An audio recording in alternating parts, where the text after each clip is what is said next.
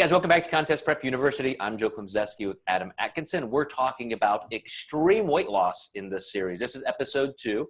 So last time we talked about the entire intent behind it and why people choose competition. And you know, Adam and I both agree that that can be a very great external motivator as long as you're working on some of the intrinsic values.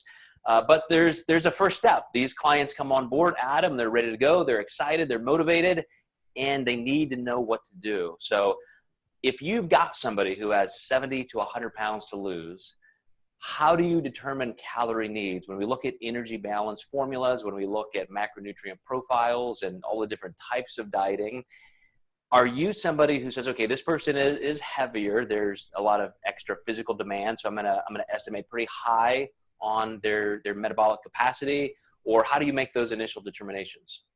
Yeah, a lot of it is just the initial conversation with the client.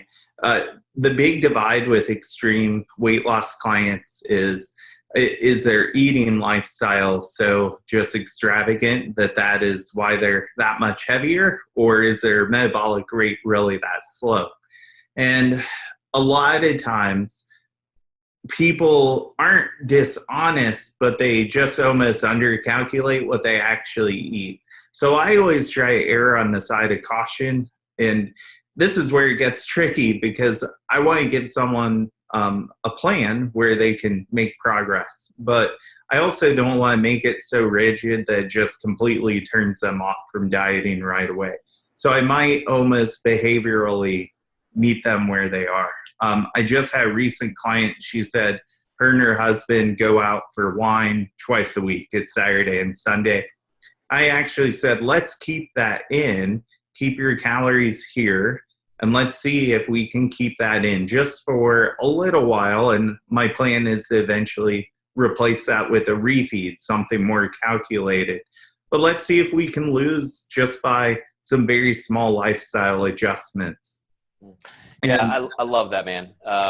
You know, my first doctorate was in nutrition, which is definitely the mechanics of nutrition physiology.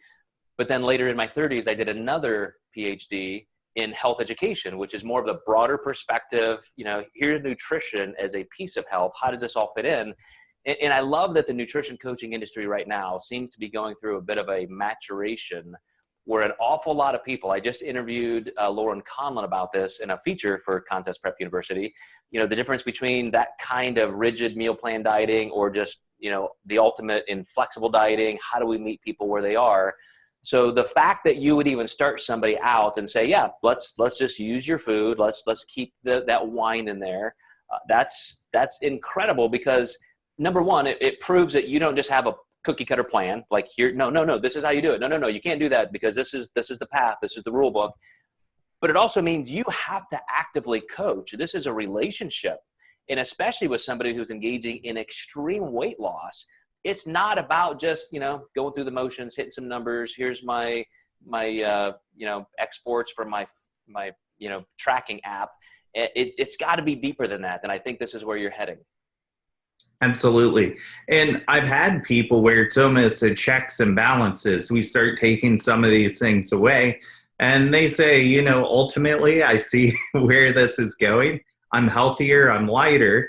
And I don't think I'm willing to go that deep into this prep now that I'm living through it, but I am healthier and I'm more aware calorically of what I was putting into my body, and they maybe bypass contest prep.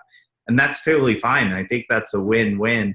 And not to discourage anyone, but once you're in it, it just feels a lot different than looking at macro numbers on paper and, you know, maybe not having as many family outings or untracked days. But we just kind of tap people in the right direction. I kind of would define this phase as like putting the training wheels on the bike.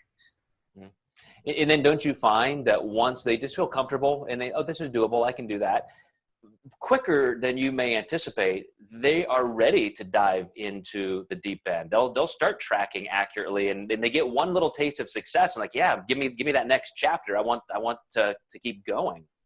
Yeah, it's what can I do next to make even more progress? It's almost like sometimes they'll turn it on and get even hungrier for that progress. And that's where, beyond just sending a weekly summary, like just giving me some feedback, if you are excited about your progress and you're saying, you know what, I do want to give up wine night, what's this refeed? Can we turn it up another notch? I'm all aboard on that.